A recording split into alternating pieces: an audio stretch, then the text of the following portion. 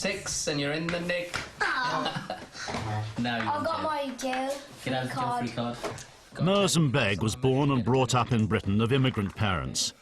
His grandfather and his father before him were soldiers in the Indian Army Where did you get that from? and fought for the British Empire in 2 world wars. I went to the Army Careers Office here in the UK when I was about 17 with a real desire to join the British Army. But of course he didn't.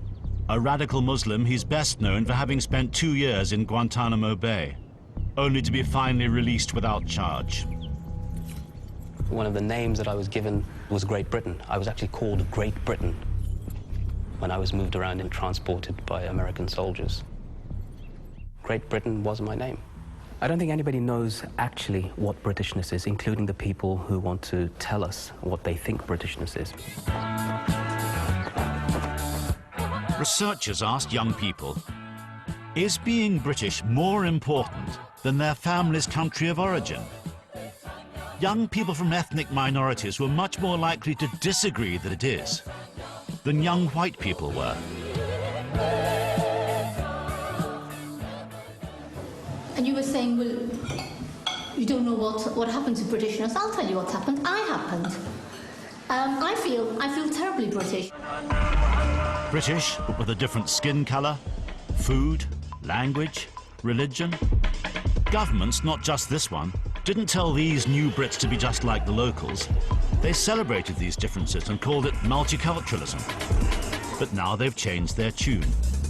And now they hope Britishness will help to bind us all together. Ministers, individual ministers, have been talking not just about Britishness, but about having a Britishness Day. What would that entail? It's for my Best of British theme night next week. Your what? What would you have on a British day? Everybody has a theme party, don't they? Spanish, French, Italian. What's wrong with British? Don't we do that every night? Well, would you have Lord Nelson? Very unlikely anybody's ever heard of Lord Nelson. Most people think Nelson means Nelson Mandela.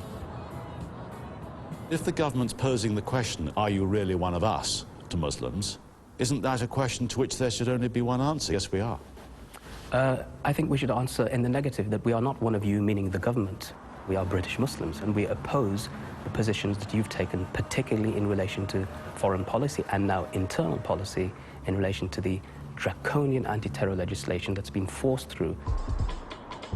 The Britishness project became a top priority when a few British citizens made it clear their loyalties lay elsewhere. At 9:33, the entire London Underground network was suspended. The politicians said there had to be an essential debate about Britishness. At risk now, though, one of the precious ingredients of Britishness that most people can agree on. And the point about habeas corpus is you put people in front of a court of law. It's a symbol of freedom. The Union flag is a symbol of freedom. You have the freedom of speech, you have democracy. Yeah, it means an awful lot to me to be British. Every country aspires to be us, don't they? I don't trust the government on anything. And if they're talking about Britishness, then I should be very suspicious. They have to be more British first. They have to, you know, put back some of our freedoms. Far away from Britain in Guantanamo, Merzum Beg's American guards had no doubt about his Britishness. One day they proved it. They felt obliged to bring him some bad news. They told me that the Queen Mother has passed. Your Queen Mother has passed. I thought, my goodness, they really felt the need to tell me that. It was quite bizarre. So you were kept fully in the loop? About my Britishness, perhaps. Well, good afternoon, everyone. My name is Karen Slater, and on behalf of the government of Her Majesty Queen Elizabeth II... They've passed the test, now they can be British. The government quizzes those who want to become new British citizens on their knowledge of the language and on what the government claims are particularly British ways of doing things. I will uphold its democratic values. I will uphold its democratic values. And fulfil my duties and obligations. And fulfil my duties and obligations. As a British citizen. As a British citizen. Ladies and gentlemen, please be seated. Lucia Makua, if you'd like to step forward. Thank you.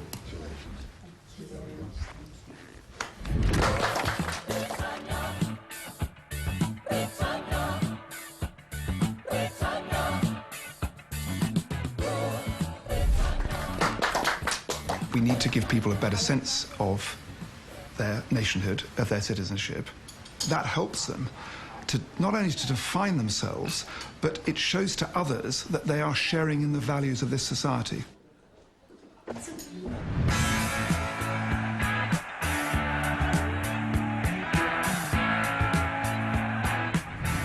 You come from Zimbabwe. That was the country that was your country before. Yes. Which is your, do you think, is your home country now? Which country will you think of as home? Britain, of course.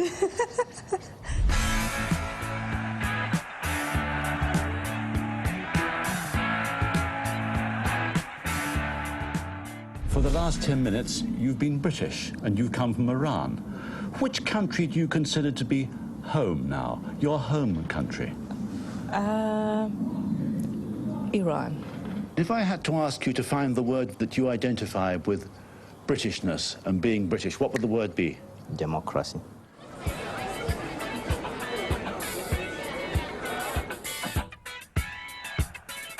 It's often the new arrivals on the street who want to fit in most. But it must be confusing to turn up and find that the locals can't agree on what a true Brit really is, especially when the government has been accused itself of pulling the United Kingdom apart. Scottish first, British second, but never ever English. I was born in Britain. I said I've got a British passport. I'm British. Scottish. 100% Scottish. I beg your pardon, but I don't keep a shotgun under my counter.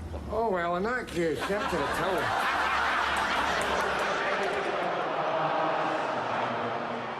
Two massive St Andrews walked on to Murrayfield. All around the perimeter of Murrayfield were standard bearers flying 6x3 St Andrew flag.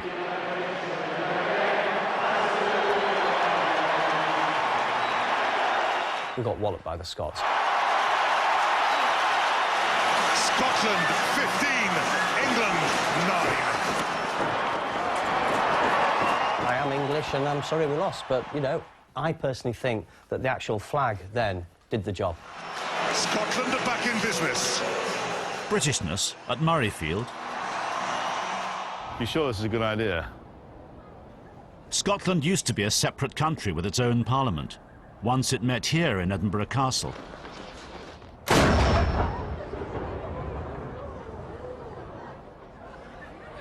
We got it then. Silent for 300 years, the Scottish Parliament is back, courtesy of the Labour government in London. And just at the moment, this exercise in local democracy seems to be getting a little out of hand. Labour MPs north of the border seem like a threatened species. There's the test of strength between the Labour London government, led by Gordon Brown, and an SNP government in Scotland. This government, your government, has devolved power. Surprise, surprise, people in Scotland now feel more Scottish than they did before. And making speeches about Britishness isn't going to turn the clock back. Well, no one's suggesting we should turn the clock back. In any way, you can't. But it's not just about devolution. I was in favour of devolution, and I still am, as a fundamental way in which you bind the Union. We would all lose, Scotland not least, if the Union were to break up.